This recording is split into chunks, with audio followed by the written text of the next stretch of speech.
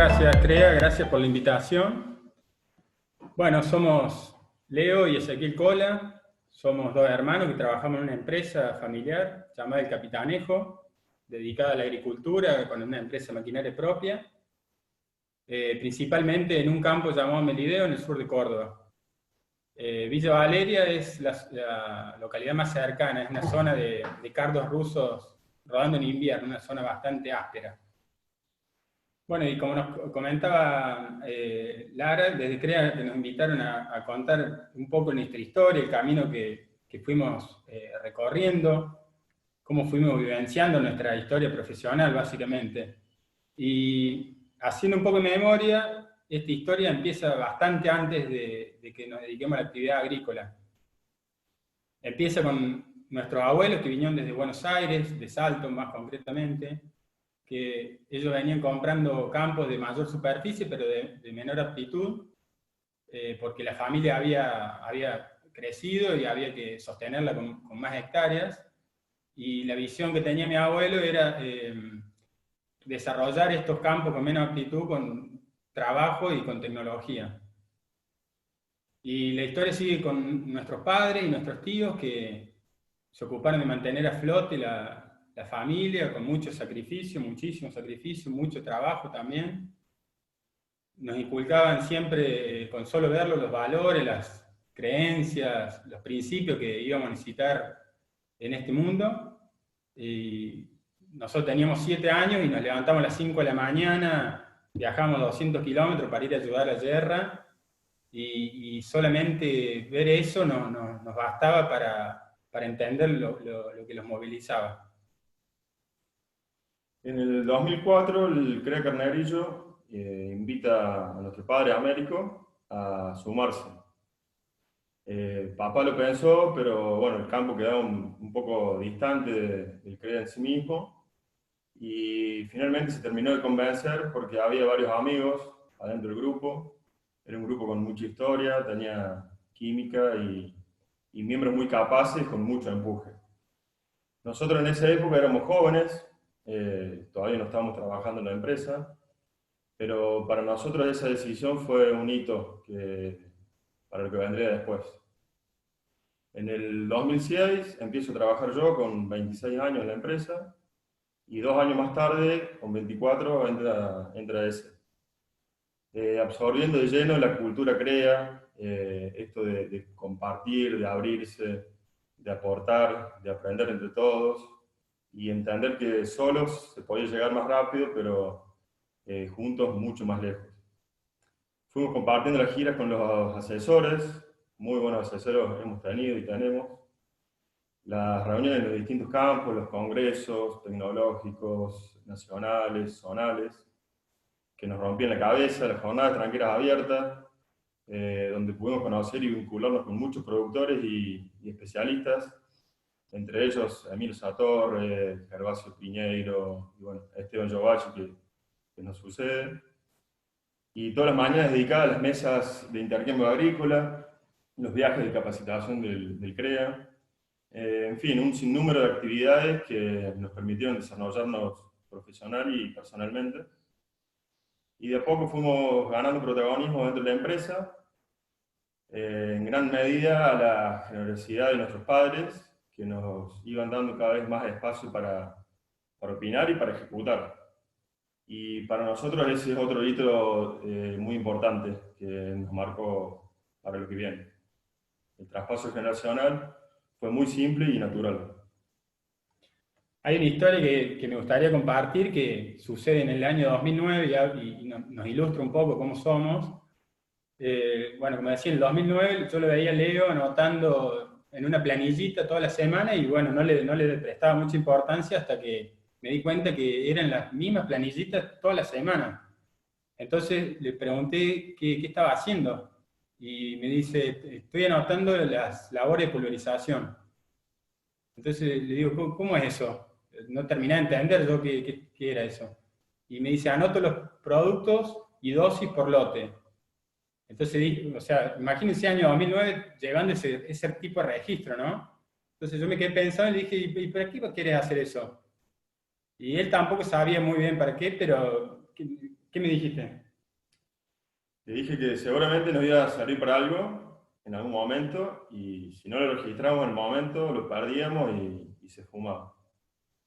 Y eso mismo que hizo con las labores de polarización, lo hizo con análisis de suelo, con medición en APA, con las gestiones económicas, con los mapas RINDE también, con un montón de datos. Y esto que parece hoy medio trivial, nos permite ver la evolución que tuvo nuestra empresa y nuestro campo, dónde estábamos hace 12 años y dónde estamos hoy. Y eso mezclado con un montón de manejos que cruzaron cada indicador y que nos permite ver la evolución. Y nosotros lo llamamos la enciclopedia melideana, que para aprovecharla siempre decimos que tenemos que frenar, tenemos que parar la pelota y tenemos que sentarnos a leer para aprovecharla al 100%. Desde un principio siempre nos apoyamos en la generación de información porque somos convencidos de que, como dice la frase, lo que no se mide no se mejora y porque vemos que si sabemos más, tomamos mejores decisiones. Es una actividad, la agricultura es una actividad muy riesgosa ya de por sí y cuanto mayor certidumbre podamos darle con los datos y con las mediciones que hagamos, menos cabos quedan sueltos y así aumentamos las posibilidades de tener mejores resultados. Con la premisa de que la información generada debe ser compartida y no termine archivada en una carpeta o un Excel, siempre estamos abiertos a compartir la información y aprendizaje que vamos generando. Y una anécdota que tenemos, que siempre contamos, fue en 2012, en junio del 2012, un asesor de un campo vecino nos llama para pedirnos que nos quería acompañar en la gira mensual con el asesor nuestro, y para ver algunos gaps de mejora respecto a lo que él venía viendo en la zona. Y el tema que veíamos yendo de lote en lote, íbamos intercambiando, nos íbamos preguntando un montón de cosas, desde, no sé, el libro que sembramos, la variedad que usamos de soja, cuánto y cómo fertilizamos, qué dosis de producto, cómo corregimos la agua, bueno, un montón de preguntas. Y en un momento, promediando el gira, le digo, en realidad no hay una receta mágica, es una suma de hacer bien cada una de las cosas. Y no había nada, se dio cuenta en ese momento que no había nada extraordinario de lo que hacía él en su campo de los asesorados. Y no solamente la diferencia radica en la tecnología de insumos, sino también en la de procesos.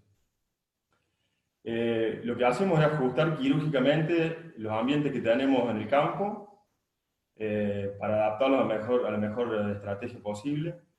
Y de eso van, no sé, cuestiones de tapar la semilla para almacenarla de un año para otro, inocularla a la sombra, controlar la calidad de siembra en distribución y densidad, elegir el lote en función de antecesor, profundidad en APA, presión de yuyo colorado.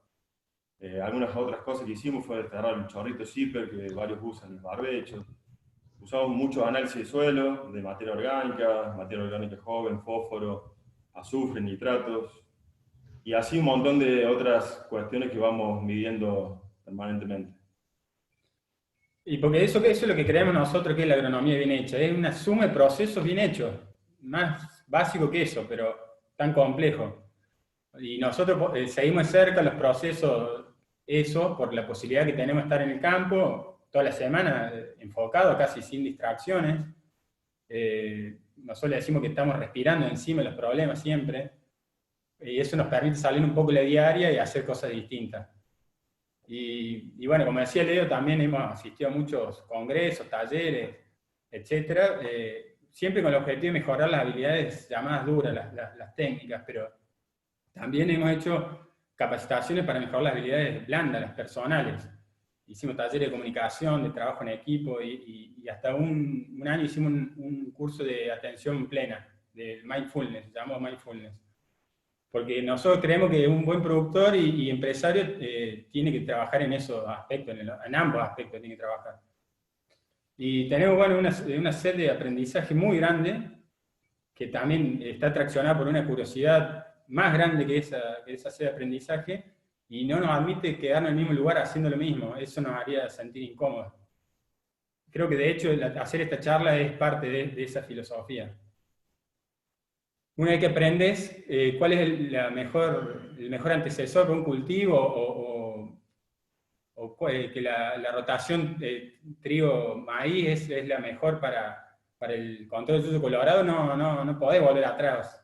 O sea, no te podés hacer distraído y no usar eso para planificar. Para nosotros el aprendizaje es un camino de vida. En 2011, bien digo, fuimos a un curso de manejo de suelos en el INTA Castelar en Buenos Aires. Y a la vuelta de ese viaje, venimos charlando, intercambiando sobre cómo había sido el curso. Y con la cabeza llena de información y de nuevas ideas, nos prometimos con ese de que íbamos a hacer las cosas de nuestro modo, que íbamos a aplicar todos los conocimientos que estuvieran a nuestro alcance para ser rentables, pero paralelamente ir mejorando el suelo, respetándolo, sabiendo hasta cuánto podemos exigirle, sin dañarlo ni agotarlo. Esa promesa de ese viaje nos hizo en muchos casos, nos hace en muchos casos, resignar un poco de rentabilidad de corto plazo pensando en el largo plazo. Por ahí años en el que el maíz no era una alternativa atractiva, igual hacíamos maíz por el valor que tiene la rotación, intensificamos la rotación o incluimos los cultivos de cobertura o de servicio, principalmente porque bueno, estamos en una zona con 75% de arena, muy susceptible a la erosión y con malezas resistentes, entonces todos esos aportes al sistema siempre tenemos en cuenta como última alternativa, o sea, la última variable de ajuste es la sostenibilidad. Bueno, otra cosa que quería contar que una de mis funciones cuando arranqué en la empresa era el monitoreo de plagas y enfermedades en soja. Y eso lo hice durante 9 campañas, bastante bien, motivado, hasta que en las últimas 2 sentía que estaba medio aburrido, medio estancado, era medio monótono, era un laburo medio monótono ese. Me empezó a aburrir básicamente. Y quería cambiar, sentía que le podía agregar valor en otro lado a la empresa. Entonces en 2017 vi la oportunidad de potenciar el uso de los datos que generamos en el campo y la administración y profundizar aún más el aprendizaje con esos datos. Entonces creé un área de I+D que yo le agregué mi toque y le puse IDIC, de investigación y desarrollo, pero también lo cruza la innovación y la creatividad. Y yo siempre digo que es un área que fabrica agregado valor, es una fábrica de agregado valor, pero no a la producción física como estamos acostumbrados, asociamos ese término, sino a la producción digital, a la producción de datos. Partimos de datos sueltos, inconexos, en desusos, o poco aprovechados, y lo transformamos en información. Eso es lo que yo digo de agregarle valor, eso es lo que el área, el objetivo, es brindar más y mejor información. Y actualmente en el área estamos trabajando en un par de proyectos de manejo de Big Data para el agro y una desmalezadora de precisión para siembra directa. Eso son 2 soluciones, o intentamos que sean las soluciones para 2 problemas bastante habituales. Y bueno, este cambio de roles que me propuse de monitorear a gerenciar un área de I+D fue muy bien aceptado por Leo, por mi hermano y también por mis primos en su momento. De la misma manera que nuestro padre nos dejó espacio y se dio protagonismo en su momento, dándonos el voto de confianza. O sea, es muy importante tener un ámbito flexible para poder desarrollar las habilidades de uno. O sea, nosotros al estar adentro lo tomamos natural, pero no es lo más habitual tener un ámbito flexible. Y bueno, tampoco es habitual que te salga todo redondo, ¿no? O sea, siempre hay malas campañas, malas decisiones, hay tropiezos, malos resultados, o sea, hay una actividad muy vertiginosa, y más en Argentina, esta actividad. O sea, ¿quién no se puede acordar quién no se puede olvidar de la 11-12, no? Bueno, nosotros la pasamos muy mal la campaña 14-15. Esa fue la campaña que perdimos mucho, nos fue muy mal, y inclusive tuvimos que financiar el 100% de la campaña siguiente porque nos ha ido muy mal. Y estuvimos encima todo el año con el estrés ese que te genera de que te tiene que ir muy bien, no solamente bien, sino que tiene que ir muy bien para poder sacar la cabeza abajo del agua. Y gracias a eso hicimos varias cosas, entre esas replanteamos esquema de alquiler, ajustamos gastos indirectos, estuvimos revisando muy en detalle los gastos indirectos, mejoramos la pata comercial también, varias cositas hicimos porque, o sea, yo soy un convencido de que de las derrotas es donde más se aprende, ¿no? Esos dicen mucho y creo que algo de verdad tiene eso. En algún momento que nos tentamos desviarnos, por ejemplo, no sé, repetir 2 años soja, o saber que si no sembramos cobertura, las chalas de maíz vuelan a los alambrados y se amontonan ahí, o no reponer fósforo por más que tengamos buenos niveles. Nos recordamos a nosotros mismos el viaje que tuvimos, ese que les comentaba en Castelar, que tenemos una producción y no una explotación. Producimos la tierra, no la explotamos, con todo lo que eso implica. Nos autoexigimos mejorar la forma en que producimos. Y nuestros padres nos han dado muchos valores y por eso nos decimos, construyamos siempre, construyamos suelo, rinde, conocimiento, construyamos empatía, vínculos, puentes y construyamos legado. Muchas gracias.